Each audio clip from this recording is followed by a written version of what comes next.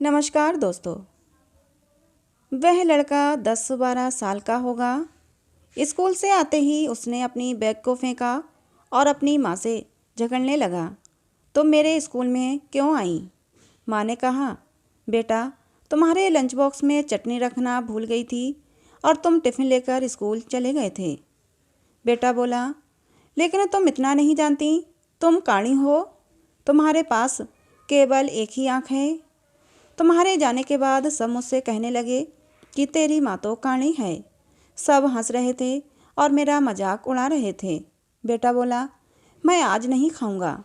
माँ बोली, बेटा दोबारा स्कूल में नहीं आऊँगी, खा लो।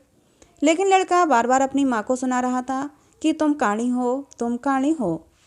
माँ इस जहर को शंकर की भांति पी गई और अपने बालक से बहुत प्रेम किया। गांव में जाकर माँ ने अपने बेटे को पढ़ाया। बेटा स्कूल में प्रथम आया। शैक्षणिक संस्थान ने उसके सम्मान में स्कूल में कार्यक्रम का आयोजन किया। लड़का तैयार हुआ और स्कूल के लिए निकल गया। माँ ने कहा, बेटा मैं आऊँ या नहीं? लड़के ने कहा, तुम काणी हो, और इतना कहकर वो चला गया। अपने बेटे के ये शब्द सुनकर माँ का कलेजा फटने को आया, लेकिन उस बुद्धिमान युवक को अपनी माँ का दिल नहीं दिखाई दिया। माँ रो रही थी। माँ से नहीं रहा गया। वो अपने बेटे का कार्यक्रम देखने के लिए स्कूल में चली गई और सबसे आखिर में खड़ी रही। लड़का घर आया। माँ ने कहा, बेटा मैं तुम्हारे स्कूल में आई थी तुम्हारा सम्मान देखने। अभी तो माँ ने अपनी बात भी पूरी नहीं की थी और लड़का जोर से चिल्लाया। लड़के को अपनी माँ की ममता नज़र नहीं आई, क्योंकि बुद्धि को ममता नज़र नहीं आती। उसे बाहर का विषय समझ में आता है और उसे अपनी माँ के दिल की बात समझ में नहीं आई। वो बोला, काणी तुझे समझ में नहीं आता, तू आई ही क्यों? समय गुजरा। लड़के की शादी हो गई। उसकी पत्नी ने कहा, अड़ोस पड़ोस के लोग मुझसे कहते हैं कि तेरी सास तो काणी है, मुझसे ये सहन नहीं होता। और फिर एक दिन लड़के ने अपनी माँ से कहा, तू काणी है इसलिए हम शहर रहने जा रहे हैं। जन्म देने वाली, लोगों के झूठे बर्तन मांज के बड़ा करने वाली, खुद का मंगलसूत्र और सोने के गहने बेचकर पढ़ाने वाली माँ को दोनों अकेला छोड़ शहर चले जाते हैं। करीब 7 साल बीत गए होंगे। एक दिन माँ की तबीयत खराब हो जाती है।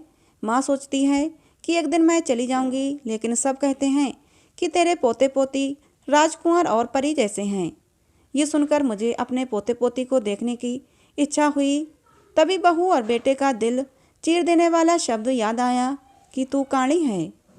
माँ ने 3-4 दिन तो रो रो के निकाले, पर उसे रहा नहीं गया और वो अपने बेटे के पास शहर जाने निकल पड़ी।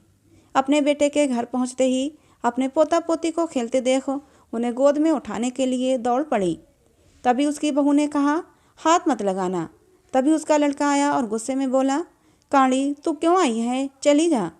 सुनाने का काम दिमाग करता है, बुद्धि करती है, लेकिन किसी के बोले गए कटु वचनों को सुन लेने का काम प्रेम करता है, हृदय करता है। माँ अपने आंसुओं को रोककर जैसे तैसे करके वापस अपने गांव आ गई।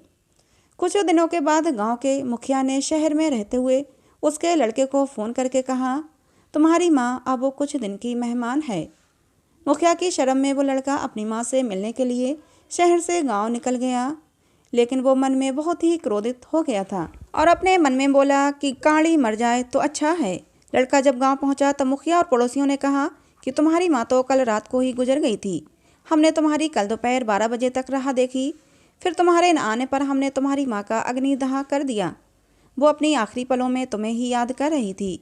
ये कहते हुए पड़ोसी ने एक लिफाफा दिया। लड़का सब खत्म कर वापस अपने घर आया। पत्नी ने पूछा, क्या हुआ? लड़का नफरत से बोला, माँ मर गई, काणी चली गई। पत्नी ने चाय बनाई। लड़के ने चाय पीते पीते वो लिफाफा खोला और उसमें जो लिखा था उसे पढ़ने लगा। बेटा अब मुझे लगता है कि मेरे जाने का समय आ गया है, इसलिए मैं तुझे ये बात बता रही हूँ। बेटा जब तू बहुत छोटा था तब एक एक्सीडेंट में तेरी एक आँख चली गई थी। मैं तुझे एक आँख का देख नहीं सकती थी। तेरे पिता ने तेरा इलाज करवाने के लिए अपनी सारी जमा पूंजी खर्च कर दी, पर तेरी एक आँख न दिला सके और मैं तुम्हें एक आँख का नहीं देख सकती थी। आखिर मैंने अपनी एक आँख तुझे दे दी। तेरी दूसरी आँख देखकर मेरी एक आँख में खुशी के आंसू आते थे। बेटा सुखी रहना, तेरी माँ। चाय का कप भरा का भरा ही रह गया था और लड़का जोर से बोला, ओ माँ कहकर फूट फूट कर रोने लगा। ओ माँ, तुम मेरे लिए काली हो गई। माँ, तूने मुझे अपनी आँख दी।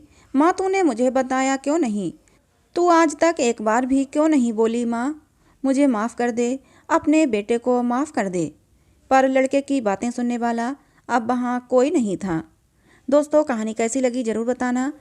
कहानी अगर आप लोगों को अच्छी लगी हो तो प्लीज़ इसे एक लाइक करना, शेयर करना, साथ ही हमारे चैनल को सब्सक्राइब जरूर करना, जिससे कि ऐसी ही मनोहर सुंदर कहानियाँ आप लोगों को मिलती रहें। मिलते हैं अगली किसी नई कहानी में।